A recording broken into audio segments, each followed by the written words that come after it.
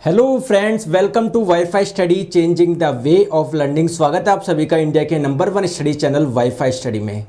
तो फ्रेंड्स, कैसे हैं आप लोग? A very good morning everyone.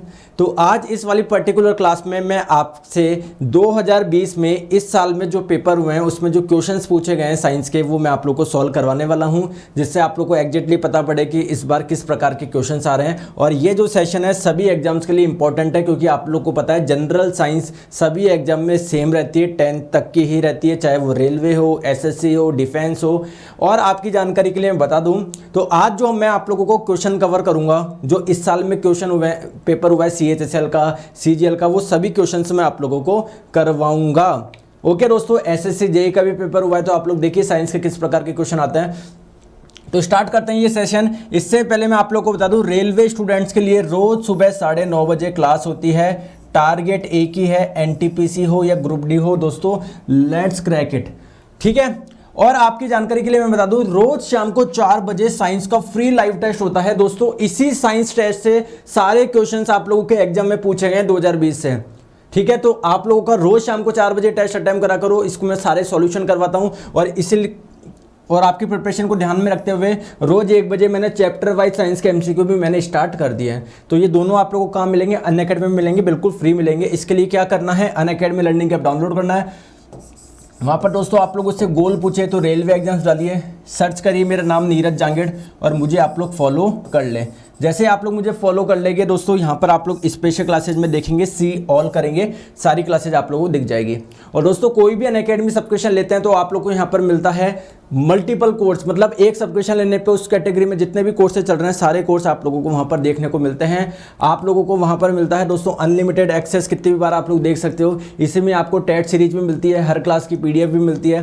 तो जैसे ही आप लोग ज्वाइन करो, वहाँ पर आप लोग को जब सब्सक्रिप्शन इसका लेंगे तो रेफरल कोड पूछेगा, तो नीरज 11 अप्लाई करें, जिससे आपको 10% ऑफ मिल जाए, चाहे आप लोग कोई भी कैटेगरी का सब्सक्रिप्शन ले। ठीक है।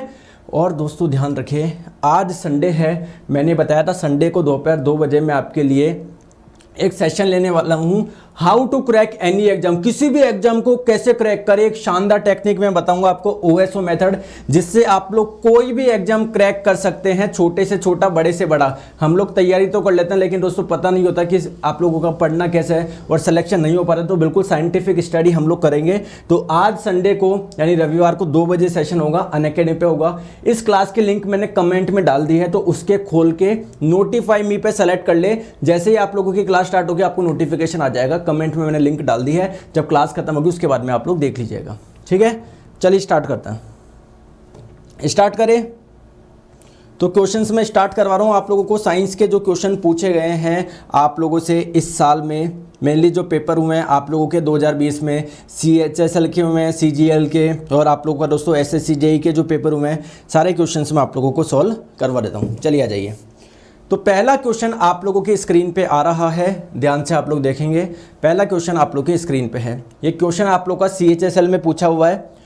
क्वेश्चन है आप लोगों से, which of the following is not an inert gas.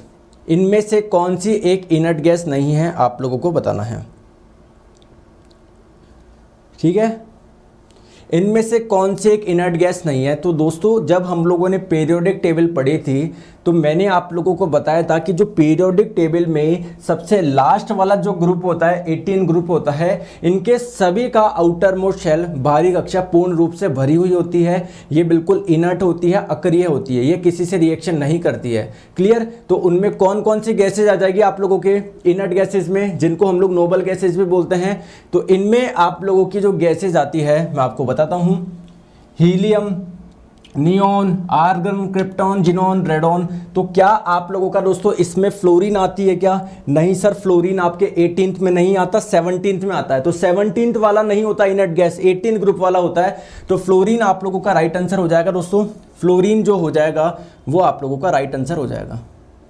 Fluorine आप लोगों का राइट आंसर हो जाएगा। Clear, option number B. आगे हम लोग चलते हैं नेक्स्ट क्वेश्चन पे। तो नेक्स्ट क्वेश्चन आप लोगों की स्क्रीन पे आ रहा है, तो फ्लोरीन आप लोगों का राइट आंसर हो जाएगा। चलिए नेक्स्ट क्वेश्चन आप लोगों की स्क्रीन पे, आंसर आप लोग बताइए।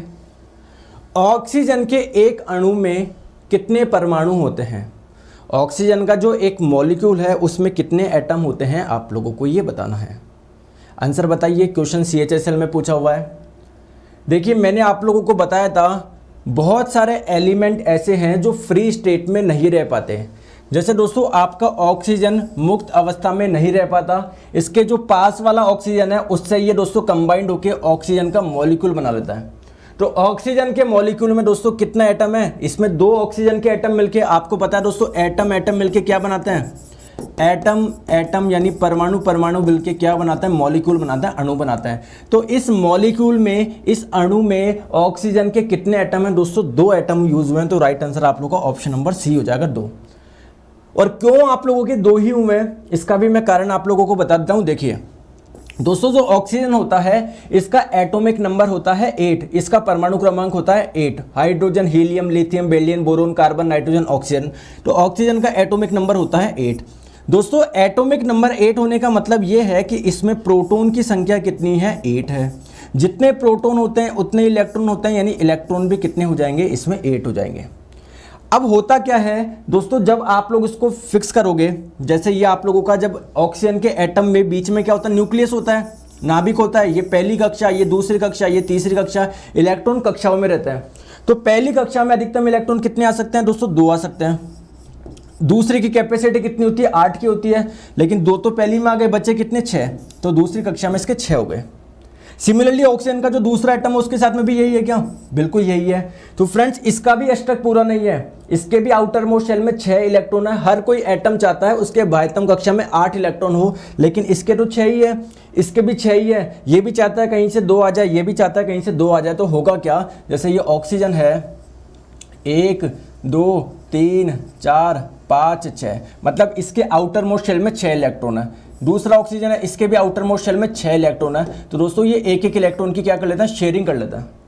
क्लियर। तो ये एक इलेक्ट्रॉन की शेयरिंग कर ली, इसने भी एक इलेक्ट्रॉन की शेयरिंग कर ली। मतलब ऑक्सीजन के पास में 6 तो है ही, और ये 2 भी आप लोग इसके ही मान सकते हो। तो इसके भी 8 पूरे हो गए और इसके भी 8 हो जाएंगे, 1 2 3 4 5 6 और ये आपके 8। तो इस प्रकार से इलेक्ट्रॉन की शेयरिंग कर लेते हैं और ये आप लोग का मॉलिक्यूल फॉर्म कर लेते हैं। तो ऑक्सीजन के एक मॉलिक्यूल में कितने होते हैं दोस्तों, राइट आंसर आपका ऑप्शन नंबर सी हो जाएगा 2। क्लियर। चलिए नेक्स्ट क्वेश्चन आप लोगों की स्क्रीन पे, आंसर आप लोग बताइए। निम्नलिखित में से कौन सी एक ग्रीन हाउस गैस नहीं है। आप लोग को पता है सीपीओ 2020 में नहीं हुआ, इसलिए 2019 का क्वेश्चन मैंने डाला ही है। इनमें से कौन सी एक ग्रीन हाउस गैस नहीं है।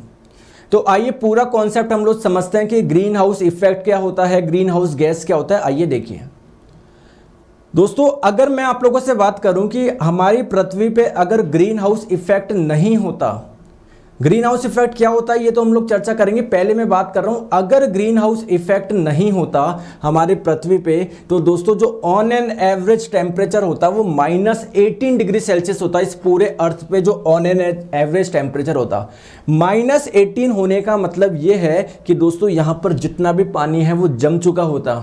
और क्या दोस्तों जीवन हम लोगों का पॉसिबल हो पाता, क्या हम लोग सरवाइव कर पाते, क्या नहीं कर पाते, क्योंकि हर एक चीज जम चुकी है। पानी पीने का पानी नहीं है, हम खुद जम चुके हैं, तो यहां पर जीवन पॉसिबल नहीं होता। तो हम लोग चाहते हैं जो अर्थ है थोड़ी सी गर्म रहे, ये जो अर्थ है इसके चारों थोड़ी सी हीट रहे, उष्मा रहे, जिससे इसका ऑन एन एवरेज टेम्परेचर दोस्तों पॉजिटिव में रहे, जिससे जीवन यहां पर संभव हो पाए। तो होता क्या है, आइए ध्यान से देखेंगे आप लोग।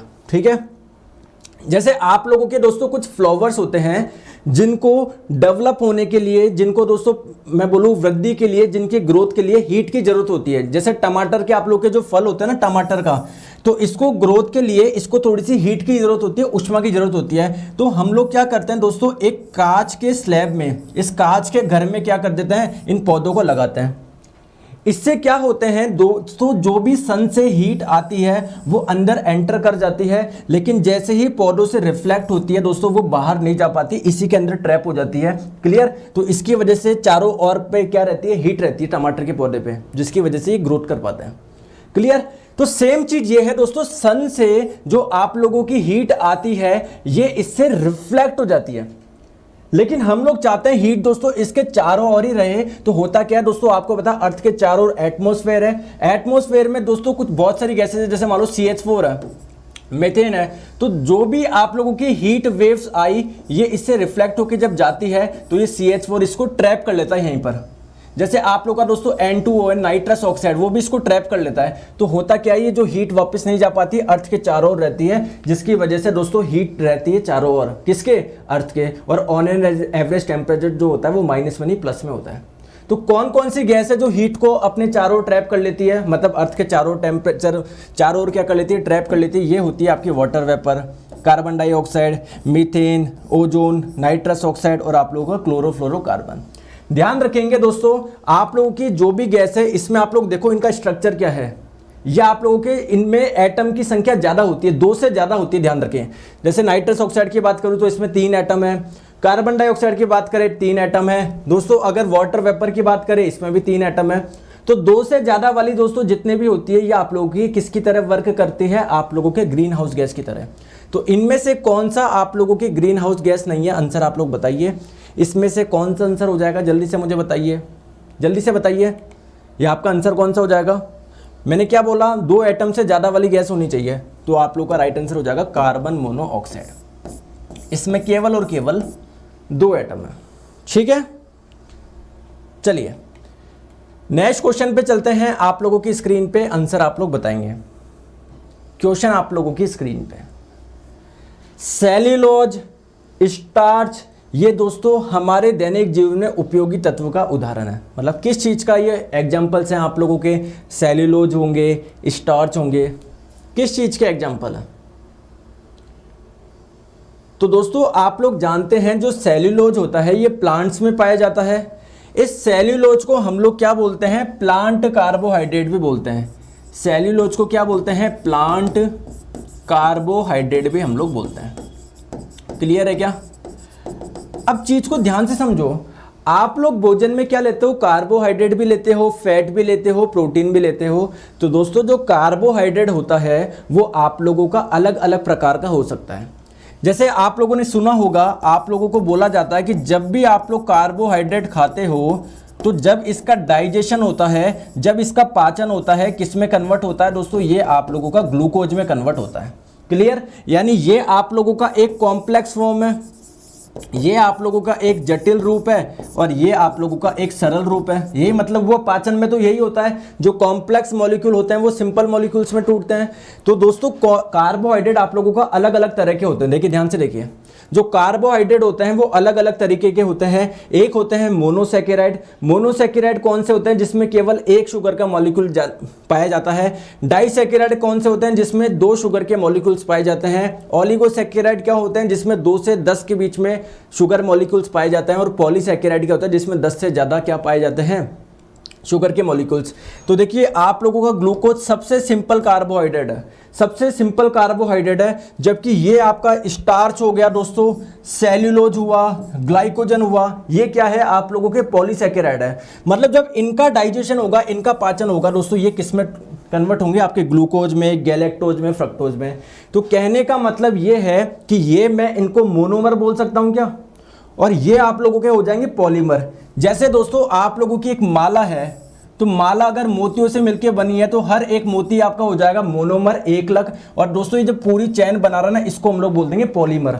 तो आप लोग का स्टार्च हो गया, सेल्यूलोज हो गया, क्या ये आप लोगों का एक पॉलीमर है क्या, एक बहुलक है क्या, बिल्कुल ये एक आप लोगों का दोस्तों पॉलीमर है। अब क्वेश्चन आता है पॉलीमर कौन सा है। ये आप लोगों का क्या एक नेचुरल पॉलीमर है, मतलब आप लोगों को नेचुरली मिला है या आप लोगों ने बनाया, इसको सिंथेसाइज करा है। दोस्तों जैसा कि मैंने आपको बताया सेल्यूलोज आपको प्लांट्स में पाया जाता है, जो आपका स्टार्च होगा ये आप लोगों को अनाजों से, इनसे मिलता है। तो ये दोनों ही आप लोगों के पॉलीमर तो है, लेकिन कैसे पॉलीमर है, नेचुरल पॉलीमर है। राइट आंसर आपका ऑप्शन नंबर ए हो जाएगा। क्लियर है, चले आगे, चले आगे। आगे हम लोग चलते हैं नेक्स्ट क्वेश्चन पे। नेक्स्ट क्वेश्चन आप लोगों की स्क्रीन पे, आंसर आप लोग बताइए। सिरका किस प्रकार के विलयनों का एक उदाहरण है। जो सिरका होता है, विनेगर होता है, ये आप लोगों का किस प्रकार के सॉल्यूशन का एक एग्जांपल है। दोस्तों अगर मैं बात करूं सिरका क्या होता है, अगर आप लोग वाटर में एसिटिक एसिड मिलाते हो ना, एसिटिक एसिड आप लोग सभी जानते होंगे CH3COOH। तो अगर वाटर में, जल में एसिटिक एसिड मिलाया जाता है तो ये आप लोगों का बनता है दोस्तों विनेगर यानी सिरका। अब बात आती है वाटर, तो चलो ये लिक्विड है, ये तो आप लोगों का क्या है, लिक्विड है। ये आपका एसिटिक एसिड क्या है दोस्तों, ये भी रूम टेम्परेचर पे लिक्विड स्टेट में ही होता है, ये भी लिक्विड स्टेट में होता है, ये सॉलिड में नहीं होता। तो आप लोग का आंसर क्या हो जाएगा, फ्लूइड सॉल्यूशन इन फ्लूइड, है ना, या लिक्विड सॉल्यूशन इन लिक्विड कर लो आप लोग इसको, चाहे लिक्विड सॉल्यूशन इन लिक्विड कर लो इसको, ठीक है। तो राइट आंसर आपका हो जाएगा ऑप्शन नंबर सी, द्रव में द्रव का विलयन है। मैंने आपको फिर बता देता हूं दोस्तों, सिरका क्या होता है, वाटर में जो एसिटिक एसिड मिलाया जाता है तो ये आप लोगों का जो सॉल्यूशन बनता है ये क्या कहलाता है, आप लोगों का सिरका कहलाता है। वाटर आपको पता है किस फॉर्म में है, लिक्विड फॉर्म में। एसिटिक एसिड की अगर हम लोग बात करें तो ये भी आप लोग का लिक्विड फॉर्म में पाया जाता है रूम टेम्परेचर पे। आइए इसके बारे में मैं आप लोगों को बताता हूँ। जिस एसिटिक एसिड की बात कर रहा हूं आप लोग देख सकते हो रूम टेम्परेचर पे लिक्विड स्टेट में पाया जाता है। कारण क्या है, क्योंकि दोस्तों इसका जो मेल्टिंग पॉइंट है वो कितना है, 16.6 डिग्री सेल्सियस है। इसका मेल्टिंग पॉइंट 16.6 डिग्री सेल्सियस है। इसका मतलब क्या है, 16.6 डिग्री सेल्सियस पे ये मेल्ट होना स्टार्ट हो जाता है। तो अभी टेम्परेचर कितना, रूम टेम्परेचर कितना होता है, 20 डिग्री सेल्सियस। तो 20 डिग्री सेल्सियस पे दोस्तों आपका एसिटिक एसिड जो होगा ये कौन सी स्टेट में होगा, सॉलिड में होगा, लिक्विड में होगा। अरे जब इसका मेल्टिंग ही 16.6 डिग्री सेल्सियस है तो दोस्तों 20 पे तो पूरा मेल्ट हुआ होगा, लिक्विड फॉर्म में होगा। क्लियर। तो एसिटिक एसिड जो होता है आप लोग का रूम टेम्परेचर पे लिक्विड स्टेट में रहता है। तो राइट आंसर आप लोगों का कौन सा हो जाएगा इस पर्टिकुलर क्वेश्चन का, इसका आंसर हो जाएगा आप लोगों का ऑप्शन नंबर सी। ठीक है, चले आगे। चलिए नेक्स्ट क्वेश्चन आप लोगों की स्क्रीन पे आंसर आप लोग बताएंगे। नेक्स्ट क्वेश्चन आप लोगों की स्क्रीन पे है, निम्नलिखित में से कौन सा भारी पानी का रासायनिक नाम है। दोस्तों हैवी वाटर का केमिकल नेम आप लोग को बताना। देखिए आप लोग जानते हैं जो नॉर्मल वाटर होता है वो होता है आप लोगों का H2O। समझ में आ गया क्या। अगर हम लोग बात करें दोस्तों हाइड्रोजन के 3 आइसोटोप्स होते हैं, एक होता है 1H1, एक होता है 1H2, एक होता है 1H3। ये कहलाता है प्रोटियम, ये कहलाता है ड्यूट्रियम, ये कहलाता है ट्राइटियम। तो अगर दोस्तों इस नॉर्मल हाइड्रोजन की जगह अगर हाइड्रोजन का आइसोटोप्स आ जाए, ड्यूट्रियम आ जाए, इसको हम लोग बोल सकते हैं ड्यूट्रियम। तो दोस्तों ये आपका जो D2O होता है ये कहलाता है आप लोगों का हैवी वाटर। तो इसी का दोस्तों केमिकल नेम क्या हो जाएगा, ड्यूट्रियम ऑक्साइड हो जाएगा, option number C, deuterium oxide. Clear, option number C इसका राइट आंसर हो जाएगा ड्यूट्रियम ऑक्साइड। आगे हम लोग चलते हैं। नेक्स्ट क्वेश्चन आप लोगों की स्क्रीन पे आंसर आप लोग बताएंगे। ये कल ही मैंने क्वेश्चन करवाया आप लोगों को, रोज सुबह 9:30 बजे वाली क्लास में पढ़ाता हूं, तो मैंने वहां पर आप लोगों को पढ़ाया था। खाने के सोडे का सूत्र क्या है, खाने के सोडे का सूत्र क्या है, जल्दी से बताइए, जिसको हम लोग बेकिंग सोडा भी बोलते हैं। एक तो कपड़े धोने का होता है वॉशिंग सोडा होता है। तो वॉशिंग सोडे की बात करें दोस्तों, ये आपका जो Na2CO3 दिख रहा है सोडियम कार्बोनेट, ये जो सोडियम कार्बोनेट दिख रहा है तो ये तो आप लोगों का वॉशिंग सोडा हो जाएगा, ये तो आप लोगों का वॉशिंग सोडा हो जाएगा, ये तो आप लोगों का वॉशिंग सोडा हो जाएगा। और खाने का कौन सा हो जाएगा, ये NaHCO3, option number D right answer हो जाएगा। क्लियर है क्या। तो ये तो आप लोग का वॉशिंग सोडा हो जाएगा और ये आप लोग का हो जाएगा दोस्तों खाने का सोडा। मैंने आप लोगों को बताया भी था कि जो सोडियम बाइकार्बोनेट आपका जो है यानी NaHCO3 जो है, NaHCO3 सोडियम बाइकार्बोनेट, मैंने आपको बताया भी था इसका एक नाम और है सोडियम हाइड्रोजन कार्बोनेट। क्लियर है क्या। तो NaHCO3 बोल लो या सोडियम बाइकार्बोनेट बोल लो, सोडियम हाइड्रोजन कार्बोनेट बोल लो, बात एक है। और इसी को हम लोग बेकिंग सोडा भी बोलते हैं, खाने का सोडा भी बोलते हैं, इसी को हम लोग खाने का सोडा भी बोलते हैं। चले आगे, आगे हम लोग चलते हैं नेक्स्ट पे। नेक्स्ट क्वेश्चन आप लोगों की स्क्रीन पे आंसर आप लोग बताइए। ये भी आप लोगों का CHSL का क्वेश्चन है, आंसर बताओ।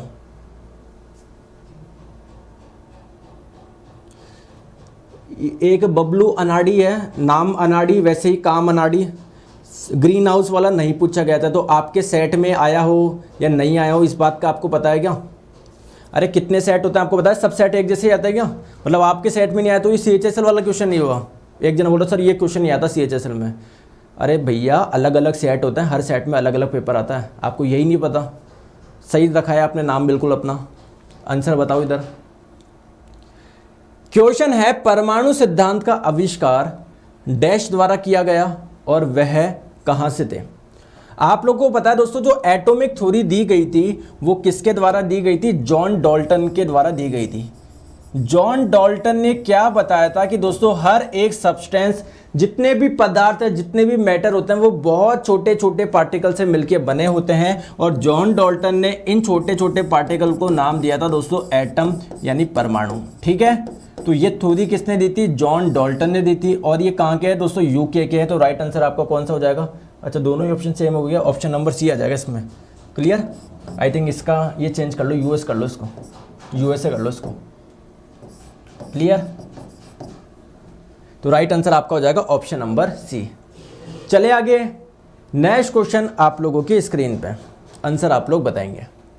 क्वेश्चन नंबर 8 था, इसके आगे हम लोग चलते हैं क्वेश्चन नंबर 9 पे। इनो, गैल्यूसिल, डाइजीन, ये सब किसके प्रकार होते हैं दोस्तों? अगर हम लोग बात करें ये इनो, गैल्यूसिल, डाइजीन, दोस्तों ये किसके प्रकार होते हैं? ये सारे आप लोग के एंटी एसिड है, ये सारे आप लोग के एंटी एसिड है। राइट आंसर आपके ऑप्शन नंबर सी हो जाएगा। जो आप लोगों के स्टोमक में एसिडिटी को कम करते हैं, अम्लता को कम करते हैं, तो ये आप लोगों के सारे क्या हैं? एंटी एसिड है। एंटी एसिड क्या होते हैं? ऐसे सब्सटेंस, ऐसे पदार्थ जो स्टोमक में एसिडिटी को कम करते हैं, अम्लता को कम करते हैं। तो राइट आंसर आपका हो जाएगा ऑप्शन नंबर सी। क्लियर? चलिए नेक्स्ट क्वेश्चन आप लोगों की स्क्रीन पे, आंसर आप लोग बताएंगे। निम्नलिखित में से कौन एक धनायन है? सॉरी, निम्नलिखित में से कौन एक धनायन है? जल्दी से बताइए। धनायन का मतलब क्या होता है? कैटायन का मतलब क्या होता है? जिस पे पॉजिटिव चार्ज हो। आयन क्या होता है? जिसके ऊपर चार्ज हो। जैसे मैं आप लोग को बोलूँ H3O, ये प्लस, इस पे कोई चार्ज है क्या? तो इसको मैं आयन बोलूंगा। ये होता है आपका हाइड्रोनियम आयन। तो आप लोगों से पूछा जा रहा है इनमें से कौन सा धनायन है? 4 आप लोगों को ऑप्शन दिए हुए हैं, कौन सा धनायन है ये आप लोगों को बताना है। 4 ऑप्शन दिए हुए हैं। नाइट्रेट दिया हुआ है, ये तो आप लोग का ऋणायन है। अमोनियम दिया हुआ है, हाइड्रोक्साइड दिया हुआ है, कार्बोनेट दिया हुआ है। आइए सभी के बारे में देखते हैं। देखिए आपको ऑप्शन में 4 चीज़ दे रखी है, कार्बोनेट, नाइट्रेट, अमोनियम, हाइड्रोक्साइड। देखो अगर हम लोग बात करें सबसे पहले अमोनियम की, तो आप लोग का अमोनियम क्या होता है? NH4+ होता है। तो ये एक कैटायन है कि ये एक धनायन है कि? बिल्कुल है। दोस्तों कार्बोनेट भी आप लोग को ऑप्शन में दिया हुआ है, इसका फॉर्मूला होता है CO3-2, तो ये तो आपका ऋणायन होता है, एनायन होता है। ठीक है।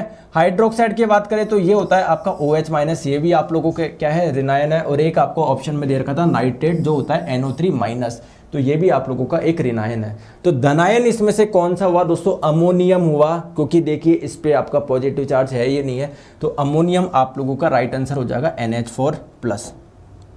ठीक है, NH4+, इसका राइट आंसर हो जाएगा अमोनियम, ऑप्शन नंबर सी, NH4+। ठीक है, आगे हम लोग चलते हैं नेक्स्ट क्वेश्चन पे। नेक्स्ट क्वेश्चन आप लोगों की स्क्रीन पे, आंसर आप लोग बताएंगे। क्वेश्चन आप लोगों की स्क्रीन पे, क्वेश्चन आपकी स्क्रीन पे CGL का क्वेश्चन आंसर बताइए। The commercial unit of electrical energy. दोस्तों इलेक्ट्रिकल एनर्जी को किस में मेजर किया जाता है? इलेक्ट्रिकल एनर्जी को किस में मेजर किया जाता है? मैंने आप लोगों को बताया था, आपके घर में जो बिजली का बिल आता है वो किस में आता है? यूनिट में आता है ना। तो जो भी इलेक्ट्रिकल एनर्जी का मेजरमेंट किया जाता है वो यूनिट में किया जाता है। और यूनिट क्या होता है दोस्तों? अगर 1 किलोवाट का कोई उपकरण अगर 1 घंटे तक चलता है तो कितनी इलेक्ट्रिकल एनर्जी का कंजम्पशन होता है? 1 यूनिट का। तो यूनिट बोल लो या किलोवाट आवर बोल लो, बात एक ही है। तो इसका राइट आंसर हो जाएगा आपका ऑप्शन नंबर ए। जो इलेक्ट्रिकल एनर्जी का जो मेजरमेंट करा जाता है किस में किया जाता है? किलोवाट आवर में किया जाता है। चले आगे चलते हैं आगे नेक्स्ट क्वेश्चन पे। नेक्स्ट क्वेश्चन आप लोगों की स्क्रीन पे, ये क्वेश्चन आपका सीपीओ का क्वेश्चन है, पिछले साल पूछा गया था 2019 में। The mass density, mass density बोल लो या सिंपली आप लोग डेंसिटी बोल लो, तो किसी भी सब्सटेंस की डेंसिटी को कैसे डिफाइन किया जाता है, कैसे परिभाषित किया जाता है? तो अगर हम लोग बात करें दोस्तों, कोई भी एक आप लोगों का पदार्थ है, इसका मान लीजिए कुछ द्रव्यमान है, इसका कुछ मास है, इसका कुछ आयतन है, यानी इसका कुछ वॉल्यूम है। तो डेंसिटी क्या होती है दोस्तों? घनत्व क्या होता है? मास अपॉन वॉल्यूम, यानी द्रव्यमान बटे आयतन। ठीक है, तो राइट आंसर आप लोग का कौन सा हो जाएगा? Mass per unit volume, option number A. ठीक है, आगे हम लोग चलते हैं नेक्स्ट क्वेश्चन पे। सभी के आंसर्स आ चुके हैं। तो नेक्स्ट क्वेश्चन पे चलते हैं, सिंपल क्वेश्चन है, ऑप्शन नंबर ए इसका राइट आंसर हो जाएगा। तो जो भी शाम को 4 बजे वाला टेस्ट देते हैं दोस्तों, उससे एक भी क्वेश्चन आप लोगों का बाहर नहीं जाता, ठीक है। तो रोज़ शाम को 4 बजे टेस्ट दिया करो, अनअकैडमी में बिल्कुल फ्री होता है, मैंने आपको इसके बारे में बता चुका हूँ। चलिए नेक्स्ट क्वेश्चन आप लोगों की स्क्रीन पे आंसर आप लोग बताएंगे। निम्न में से कौन सा एक रैखिक गति का उदाहरण है? इनमें से लीनियर मोशन का एग्जाम्पल कौन सा है बताइए। इनमें से लीनियर मोशन का एग्जाम्पल कौन सा है? दोस्तों लीनियर मोशन कौन सा होता है? ऐसा मोशन जो एक स्ट्रेट लाइन के अलोंग हो रहा है। जैसे मैं आप लोगों को बोलूं कि आप बिल्कुल चल रहे हो रोड पे, तो ये भी एक लीनियर मोशन है दोस्तों, एक रेखा के अलोंग हो रहा है ना, एक रेखा के अलोंग हो रहा है ना, तो ये भी आप लोग का एक लीनियर मोशन है। बताओ कौन सा होगा इसमें?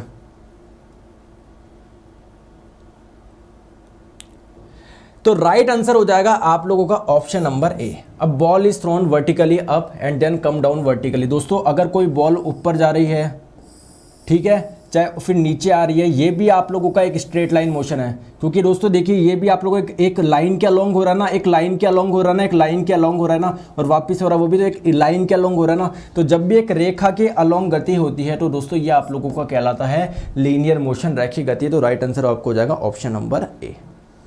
क्लियर? आइए चलते हैं नेक्स्ट क्वेश्चन पे। टोटल 28-30 क्वेश्चन है, ध्यान रखेंगे, 27-28 क्वेश्चन है। A rocket propulsion system is a work example of, मतलब जो रॉकेट प्रोपल्शन होता है ना दोस्तों, रॉकेट प्रपोदन होता है, ये किसका एग्जाम्पल है? कौन से लॉ का एग्जाम्पल है बताइए। तो आइए इसको देखते हैं दोस्तों। रॉकेट प्रोपल्शन में होता क्या है, जैसे मान लीजिए ये आप लोगों का रॉकेट है। आप लोगों को पता दोस्तों, जो भी बर्न्ट गैसेज होगी, जो भी जली हुई गैसेज होती है वो बाहर निकलती है, ये बर्न्ट गैसेज है। तो ये बर्न्ट गैसेज एयर पे फोर्स लगाती है, और एयर इतना ही फोर्स इन पे लगाती है जिसकी वजह से इसको ऊपर की ओर एक थ्रस्ट मिलता है। तो ये आप लोगों का एक्शन रिएक्शन लॉ कौन सा है? फर्स्ट लॉ है, सेकंड लॉ है, थर्ड है? दोस्तों थर्ड है, ऑप्शन नंबर सी इसका राइट आंसर हो जाएगा। ऑप्शन नंबर सी इसका राइट आंसर हो जाएगा। चलते हैं नेक्स्ट क्वेश्चन पे। आप लोगों की स्क्रीन पे आंसर आप लोग बताइए। इनमें से कौन से लेंस का उपयोग आप लोग करोगे जिसको निकट दृष्टि दोष है? जिसको मायोपिया है उसके लिए कौन सा लेंस आप लोग यूज करोगे बताओ। दोस्तों आप लोग जानते हैं जो मायोपिया होता है, यानी जो निकट दृष्टि दोष होता है, इसमें क्या होता है निकट दृष्टि दोष में? तो इस वाले दोष में निकट की वस्तुएं तो साफ दिखाई देती है, ठीक है, और दूर की वस्तुएं साफ नहीं दिखाई देती, ब्लर दिखाई देती है। ये आपका होता है निकट दृष्टि दोष।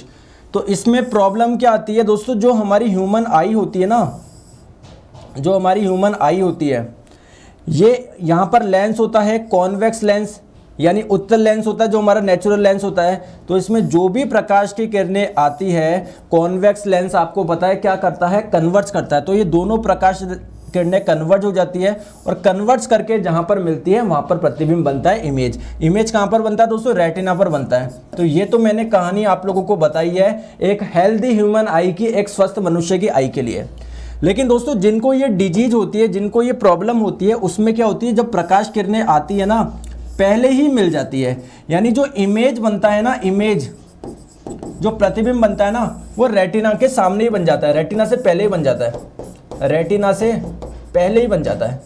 तो अब हम लोगों को क्या करना होगा, तो पहले तो प्रॉब्लम को समझते हैं। प्रॉब्लम क्या है, कॉन्वेक्स लेंस की मैं बोल सकता हूँ कि कन्वर्जिंग पावर बहुत ज़्यादा हो गई दोस्तों, बहुत अच्छे से कन्वर्ट कर रहा है ना, ये बहुत अच्छे से कन्वर्ट कर रहा है ना, जिसकी वजह से रेटिना से पहले ही कन्वर्ट कर दिया। मैं चाहता हूं दोस्तों इसके कन्वर्जिंग पावर कम हो, तो इससे पहले मैं एक लेंस लगा देता हूं। कौन सा? Concave lens.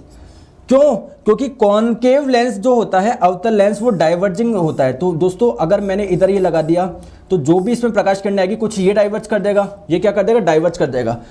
अब दोस्तों इसके पास में डाइवर्ज होकर आ रही है, तो अब ये कन्वर्ज भी करेगा, तो यहाँ पर कहीं पर मिल जाएगा। तो ध्यान रखेंगे कॉनकेव लेंस का यूज करा जाता है जब आप लोगों को मायोपिया होता है। तो राइट आंसर आपका हो जाएगा ऑप्शन नंबर बी, इसका राइट आंसर हो जाएगा option number B, option number B. समझ में आ गया? तो ये सारी चीज़ें हम लोगों ने डिस्कस करी थी जब हम लोगों ने पढ़ा था। चलिए आगे चलते हैं नेक्स्ट क्वेश्चन पे। नेक्स्ट क्वेश्चन आप लोगों की स्क्रीन पे, आंसर आप लोग बताइए। इनमें से कौन सा ऐसा फिनोमिना है, ऐसा कौन सा इसमें मैं बोलूं फिनोमिना है, एक प्रक्रिया है जिसमें पूर्ण आंतरिक परावर्तन का अनुप्रयोग नहीं है, जिसमें टोटल इंटरनल रिफ्लेक्शन नहीं हो रहा, कुछ और ही कारण है इस फिनोमिना के पीछे, बताइए। तो मैंने आप लोगों को बताया था दोस्तों, जब मिराज मरीचिका जो होता है ना दोस्तों, आप लोग सामने देखते हो कि पानी है बट रियल में पानी नहीं होता, इस इफेक्ट को क्या बोलते हैं, मरीचिका। तो इसमें भी दोस्तों टोटल इंटरनल रिफ्लेक्शन की वजह से होता है। जो डायमंड शाइन करता है दोस्तों, हीरा जो चमकता है, ये भी टोटल इंटरनल रिफ्लेक्शन की वजह से। ऑप्टिकल जो फाइबर होता है, प्रकाश तंतु, इसमें भी आप लोगों का क्या होता है, टोटल इंटरनल रिफ्लेक्शन होता है। तो एक ही बचा आप लोगों का दोस्तों। जो स्काई नीले कलर का दिखता है वो किस वजह से दिखता है, स्कैटरिंग की वजह से दिखता है, प्रकाश के प्रकीर्णन की वजह से दिखता है, ना कि टोटल इंटरनल रिफ्लेक्शन की वजह से। तो राइट आंसर आपका ऑप्शन नंबर डी हो जाएगा, ये स्कैटरिंग की वजह से दिखता है आप लोगों को। ठीक है, चलिए नेक्स्ट क्वेश्चन आप लोगों की स्क्रीन पे, आंसर आप लोग बताइए। ये एमटीएस में पूछा हुआ क्वेश्चन है, सोनार का पूरा नाम क्या है। ये भी मैंने आप लोगों को बताया था दोस्तों, जब हम लोगों ने साइंस पढ़ी थी पूरी डिटेल में, मैंने आपको बताया था कि सोनार का काम क्या होता है दोस्तों, अंडर वाटर ऑब्जेक्ट्स का पता लगाने के लिए, गहराई का पता लगाने के लिए, डायरेक्शन का पता लगाने के लिए। और इसका जो पूरा नाम होता है दोस्तों, ये क्वेश्चन आप लोगों का एएलपी में भी पूछा गया था, ये क्वेश्चन आप लोगों का एएलपी में भी पूछा गया था सीबीटी 1 में। ठीक है, तो अगर बात करें सोनार की, तो इसका पूरा नाम क्या होता है, sound navigation and ranging. Right answer आप लोग का हो जाएगा ऑप्शन नंबर बी। ठीक है, sound navigation and ranging sonar का पूरा नाम होता है, तो बी इसका राइट आंसर हो जाएगा। ठीक है, सभी के आंसर आ रहे हैं, बहुत अच्छी बात है। चलिए नेक्स्ट क्वेश्चन पे चलते हैं। आप लोगों की स्क्रीन पे आंसर आप लोग बताएंगे, बताइए। स्मॉल जी का मान डैश के साथ घटता है। आप लोग सभी जानते हैं दोस्तों, ये हमारी पृथ्वी है, तो यहाँ पर जो गुरुत्वीय त्वरण का मान होता है, स्मॉल जी का मान कितना होता है, 9.8 मीटर पर सेकंड स्क्वायर। मैंने आपको बताया भी था दोस्तों, आप लोग चाहे ऊंचाई पे जाइए या गहराई पे जाइए, गुरुत्वीय त्वरण का मान क्या होता है, घटता है। आप लोग यहाँ से चाहे इक्वेटर की तरफ आओगे, विषुवत की तरफ आओगे, तब भी क्या होगा, मान घटेगा। तो दोस्तों किसके साथ में घटता है, हाइट के साथ में, ऊंचाई के साथ में घटता है। राइट आंसर आपका हो जाएगा ऑप्शन नंबर डी। ठीक है, ये सारी चीज़ें हम लोगों ने डिस्कस कर चुके हैं। नेक्स्ट क्वेश्चन आप लोगों की स्क्रीन पे, आंसर आप लोग बताइए।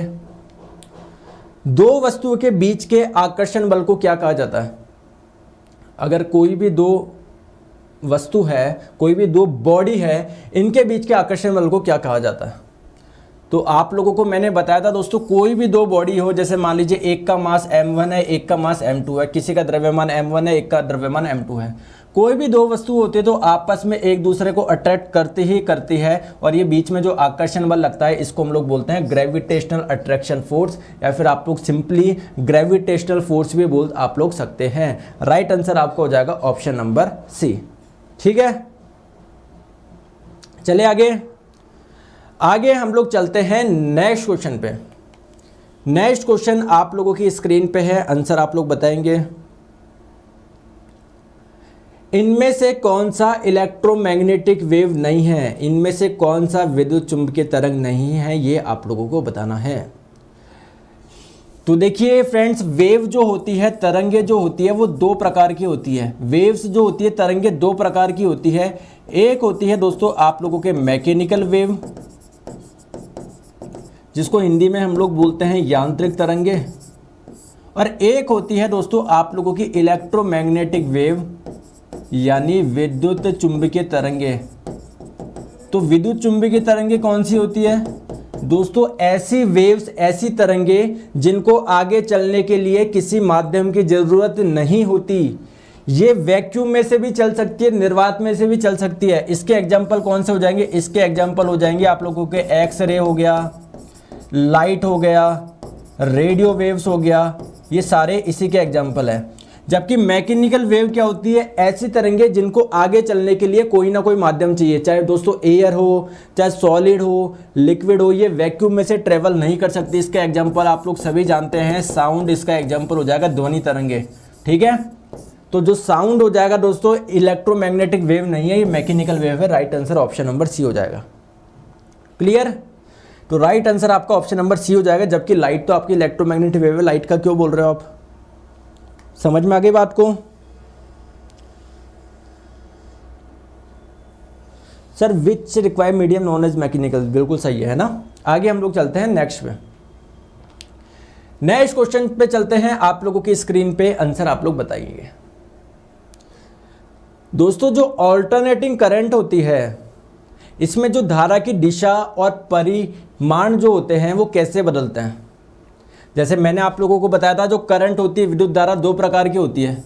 करंट जो होती है ना वो दो प्रकार की होती है। एक होती है दोस्तों डायरेक्ट करंट, जिसको हम लोग बोलते हैं दिष्ट धारा। एक होती है आपकी ऑल्टरनेटिंग करंट, जिसको हम लोग बोलते हैं प्रत्यावर्ती धारा। तो डायरेक्ट करंट कौन सी होती है? जैसे मान लीजिए मैं ग्राफ खींच के बताता हूँ, एक एक्सिस पे मैंने लिया आई यानी करंट लिया, एक एक्सिस पे लिया मैंने टाइम। तो देखो टाइम के बढ़ने के साथ में करंट का अमाउंट चेंज हो ही नहीं रहा। देखो टाइम बढ़ता जा रहा है लेकिन करंट उतनी है जितनी थी। मान लो ये 10 एम्पियर थी, तो दोस्तों समय के साथ में भी 10 एम्पियर ही चेंज नहीं हो रहा। लेकिन ऑल्टरनेटिंग करंट में क्या होता है, समय के साथ में दोस्तों जो करंट की वैल्यू होती है वो चेंज होती रहती है। और कैसे होती है? ऐसे पीरियोडिकली होती है। पीरियोडिकली मतलब कभी आप लोगों को क्या हो रहा है दोस्तों, देखो टाइम के साथ में कभी घट रही है, फिर जैसे जैसे टाइम बढ़ता जा रहा है और घट रही है, फिर टाइम बढ़ता जा रहा है फिर बढ़ रही है, लेकिन पीरियोडिकली बढ़ती है, एक पीरियड में। ठीक है, रिपीट होती है, ऐसे नहीं कुछ भी, कभी बढ़ लिया कभी कम हो गया, कभी ऐसे, एक पीरियोडिकली बढ़ती है आप लोग की, बढ़ती है फिर कम होती है, मतलब वैल्यू जो चेंज हो रही है वो पीरियोडिकली हो रही है। तो राइट आंसर आप लोग को हो जाएगा ऑप्शन नंबर बी। पीरियोडिकली का मतलब यह है कि सेम इंटरवल के बाद में दोस्तों क्या हो रही है, कभी कम हो रही है फिर ज़्यादा हो रही है, इंटरवल सेम है चेंज होने का। तो राइट आंसर आपको हो जाएगा option number B. Next question आप लोगों की स्क्रीन पे आंसर आप लोग बताइए। ये कुछ बायोलॉजी के क्वेश्चन हो गए, हालांकि अभी हम लोगों ने बायोलॉजी पढ़ी नहीं है, फिजिक्स पूरी कंप्लीट कर चुके हैं, केमिस्ट्री होने वाली है, इसके बाद में बायोलॉजी स्टार्ट करेंगे। लेकिन अभी आप लोग समझ लो जो क्वेश्चन है, मैं ऐसे समझा दूंगा, बहुत सिंपल क्वेश्चन है। Adult humans usually have molar teeth. दोस्तों हमारे जो टीथ होते हैं ना वो सारे एक प्रकार के नहीं होते हैं, इसको बोलते हैं हेट्रोडोंट। देखो एक तो होते हैं होमोडोंट, एक होते हैं आपके हेट्रोडोंट। हेट्रोडोंट को हिंदी में बोलते हैं विषम दंती, मतलब अगर सभी दांत एक जैसे नहीं हो तो इसको हम लोग बोलते हैं हेट्रोडेंट यानी विषम दंती। तो हमारे भी जो सभी दांत है वो एक प्रकार के नहीं होते, अलग अलग प्रकार के होते हैं। हमारे एक डेंटल फॉर्मूला दिया जाता है जिसको बोलते हैं 2123/2123। तो आपको पता है दोस्तों हमारे पूरे दांत जो होते हैं वो 32 होते हैं, ऊपर 16 नीचे भी 16। अभी नीचे वाले 16 को मैं 8, ये वाले 8 इनमें बांट सकता हूं क्या? क्योंकि ये जो 8 होंगे बिल्कुल सेम के सेम ये वाले 8 होंगे। तो दोस्तों ध्यान रखेंगे इस 2123/2123 में ध्यान रखेंगे, ये आपके दो क्या होता है, ये होता है आप लोग के इंसीजर। देखो मैं इधर बताता हूँ आप लोग को, देखो आप लोगों के जो दांत है तो स्टार्टिंग में दो क्या होते हैं आप लोगों के इंसीजर होते हैं, जो ये दांत होते हैं दो वो होते हैं आपके इंसीजर। ठीक है, एक होता है आप लोगों के कैनायन, दो होते हैं आपके प्रीमोलर, तीन होते हैं आप लोग के मोलर। तो ये कितने हो गए? 8 इधर हो गए, सेम 8 आपके इधर हो जाएंगे, ये निचले जबड़े के हो गए पूरे, ये तो ऊपरे जबड़े के हो गए, और सेम नीचे भी हो जाएंगे आप लोग के 8। तो सॉरी देखो, दो इंसीजर, एक कैनायन, दो प्रीमोलर, तीन मोलर, 8 इधर हो गए, सेम 8 इधर हो जाएंगे, 16, यानी ऊपरे वाले जो में ऊपरे वाले जबड़े में 16 होगा, नीचे 16 के 16, नीचे कितने हो जाएंगे? 32 हो जाएंगे। तो ध्यान रखेंगे आप लोगों से क्वेश्चन में क्या पूछा गया है, ध्यान से देखो। आप लोगों से क्वेश्चन में जो पूछा गया है मोलर के बारे में पूछा गया है। मोलर कितने होते हैं? मोलर तो देखिए आप लोगों के जो मोलर होते हैं 3 होते हैं, तो 3 इधर 6, और नीचे जबड़े में भी 6 होंगे, तो 6 और 6 कितने हो जाएंगे? टोटल 12 हो जाएंगे ना। टोटल जो हो जाएंगे वो आप लोग के 12 हो जाएंगे। तो राइट आंसर आपका हो जाएगा ऑप्शन नंबर बी, 12 आप लोग का राइट आंसर हो जाएगा। टोटल पूछे, ध्यान रखेंगे, ठीक है। टोटल आप लोगों से पूछे गए हैं, आप लोग गलती से भी ये ना 3 जवाब न दे दें, वैसे 3 ऑप्शन में नहीं था, ना ही आप लोग 6 दें, टोटल पूछे 12 आप लोग का राइट आंसर हो जाएगा। नेक्स्ट क्वेश्चन आप लोगों की स्क्रीन पे आंसर आप लोग बताएंगे। क्वेश्चन आप लोग की स्क्रीन पे, निम्नलिखित में से कौन एक फूल के केंद्र में मौजूद होता है? जो फ्लावर होता है इसके सेंटर में कौन सा पाया जाता है? इनमें से फ्लावर के सेंटर में क्या पाया जाता है? दोस्तों फ्लावर के सेंटर में एक धागे नुमा संरचना होती है, बिल्कुल धागे जैसा, क्या होता है वो? अभी मैं बताऊंगा आपको। तो ये होता है आपका कार्पेल। राइट आंसर आपका ऑप्शन नंबर सी हो जाएगा। देखिए कहां पर होता है, देखिए ये आप लोगों को जो बीच में देखो तो कार्पेल। अरे अगर आप लोगों ने ऐसा देखा ही नहीं देखा बताओ, ये ऐसा ये बीच में जो आपको देख रहे हो ना, ये दोस्तों ये है क्या है आपका कार्पेल है, ये क्या है आप लोगों को कार्पेल है जो बीच में, ठीक है। तो ये सिपेल आपका बीच में नहीं होता, ये कार्पेल होता है। तो राइट आंसर आप लोग का हो जाएगा ऑप्शन नंबर सी हो जाएगा। कार्पेल आप लोग के पुष्प के बीच में पाया जाता है। राइट आंसर आपका ऑप्शन नंबर सी हो जाएगा। नेक्स्ट क्वेश्चन आप लोगों की स्क्रीन पे आंसर आप लोग बताएंगे। नेक्स्ट क्वेश्चन आप लोगों की स्क्रीन पे है, आंसर आप लोग बताएंगे। इनमें से कौन सा रोग विषाणु के कारण होता है? दोस्तों वायरस के कारण कौन सा रोग होता है? वायरस के कारण कौन सा रोग होता है? आंसर आप लोग बताइए। क्वेश्चन आपकी स्क्रीन पे बताइए, वायरस के कारण कौन सी डिजीज होती है, कौन सा रोग होता है? 4 आपको ऑप्शन दिए हुए हैं। ये जो आंसर दे रहे हैं ऑप्शन नंबर सी टाइफाइड। दोस्तों टाइफाइड आप लोग का इसके कारण होता है क्या? कोई बी बोल रहा है टीबी। अरे दोस्तों ये वायरस की वजह से पूछा है, टीबी तो आपका बैक्टीरिया की वजह से होता है। कितनी बार मैंने पढ़ाया आप लोगों को, जीवाणु की वजह से होता है। आप लोगों को वायरस की वजह से हो रहा है, मीजल्स हो जाएगा, खसरा हो जाएगा, ठीक है। तो मीजल्स आपका वायरस की वजह से होता है, टीबी आपका बैक्टीरिया की वजह से होता है। तो अगर मीजल्स की अगर हम लोग बात करें, ये एक वायरल डिजीज है। वायरल डिजीज का मतलब क्या है? वायरस से होने वाला रोग है।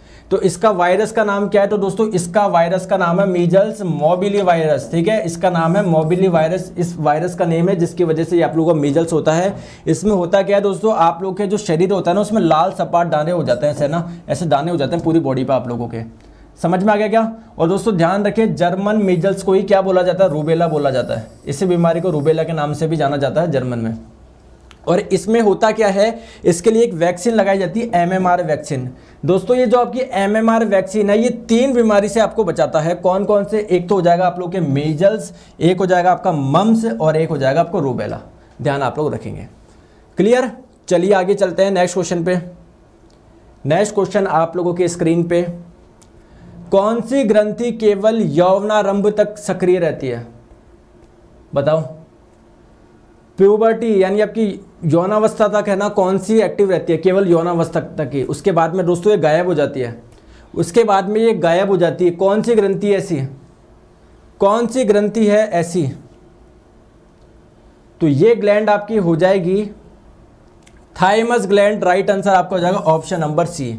देखिए दोस्तों, आपकी जो थाइमस ग्लैंड होती है कहां पर पाई जाती है? देखो यहां पर आपकी एक बोन होती है, हड्डी होती है, जिसको हम लोग बोलते हैं स्टर्नम, जिसको हम लोग बोलते हैं स्टर्नम, या चेस्ट बोन भी बोलते हो, छाती की हड्डी भी बोलते हो। इसके जस्ट पीछे पाई जाती है और लंग्स के बीच में पाई जाती है, ठीक है। तो आगे आपकी स्टर्नम बोन होती है, इसके पीछे पाई जाती है, और लंग्स के बीच में पाई जाती है थाइमस। तो अगर हम लोग बात करें इस थाइमस ग्लैंड की, तो ये आप लोग के स्टर्नम के पीछे पाई जाती है और लंग्स के बीच में पाई जाती है। तो ये कब तक एक्टिव रहती है? प्यूबर्टी के तक ही क्या रहती है? एक्टिव रहती है। इसके बाद में दोस्तों ये आपकी धीरे धीरे श्रिंक होने लगती है, सिकुड़ने लगती है, और किससे रिप्लेस हो जाती है? फैट से रिप्लेस हो जाती है, ठीक है।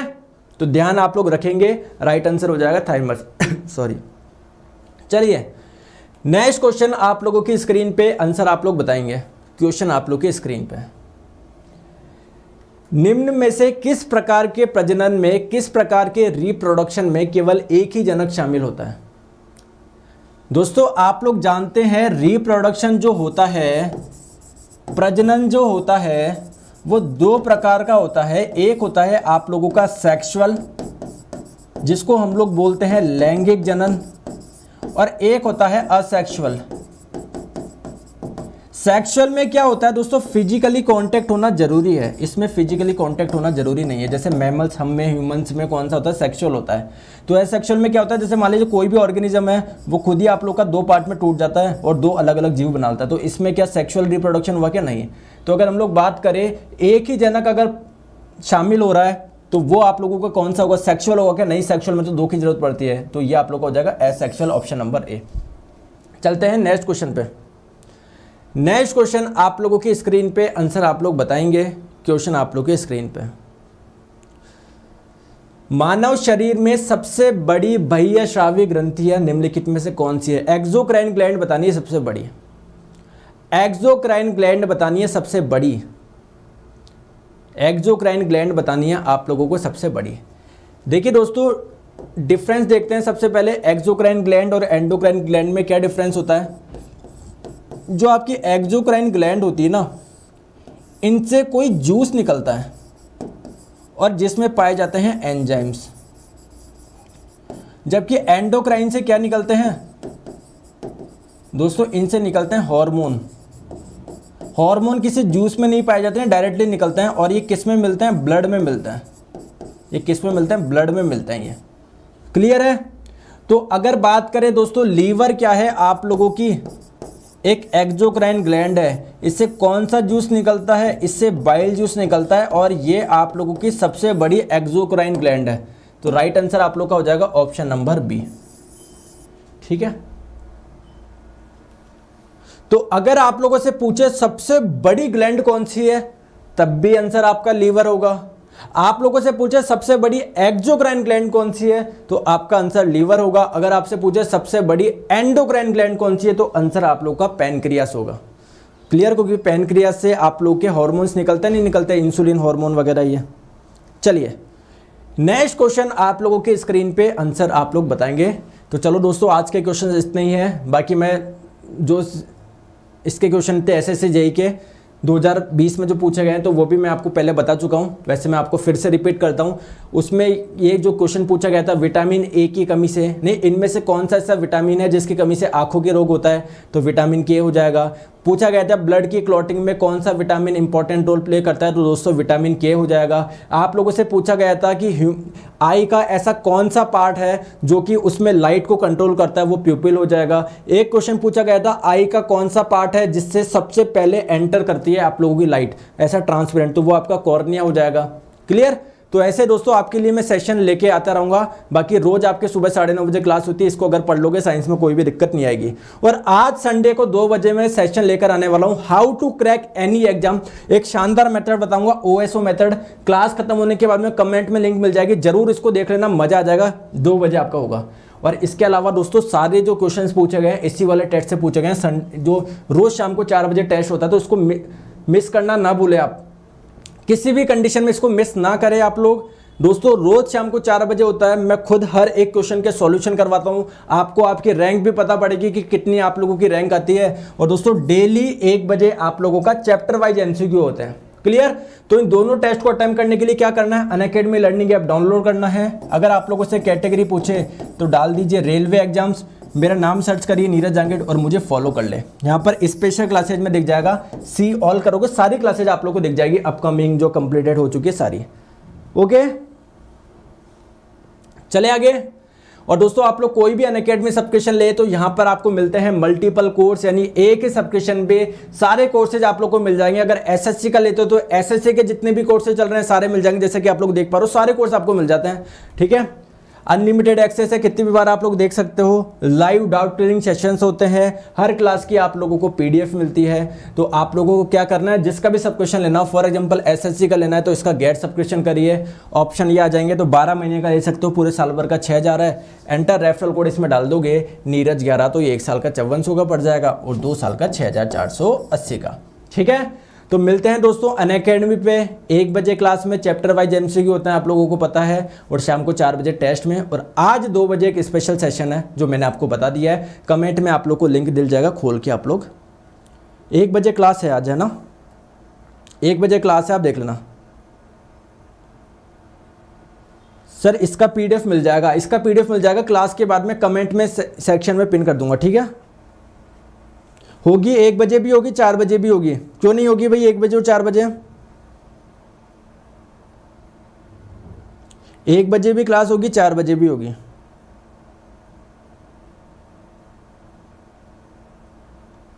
ठीक है,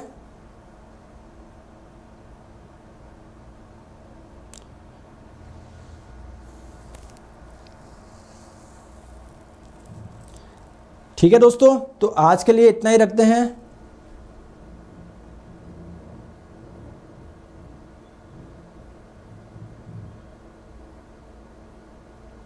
तो चलिए मिलते हैं 1 बजे टेस्ट में, फिर बाकी की चर्चा वहां पर करेंगे अनअकैडमी पे। Thank you so much, take care, bye bye. इस क्लास की PDF मैं आपको पिन करवा दूंगा, है ना। ठीक है, आज क्लास है, ये बिल्कुल है, मैं बोल रहा हूं आज है क्लास, 1 बजे भी है, 4 बजे भी है, 2 बजे भी है। Take care, bye bye.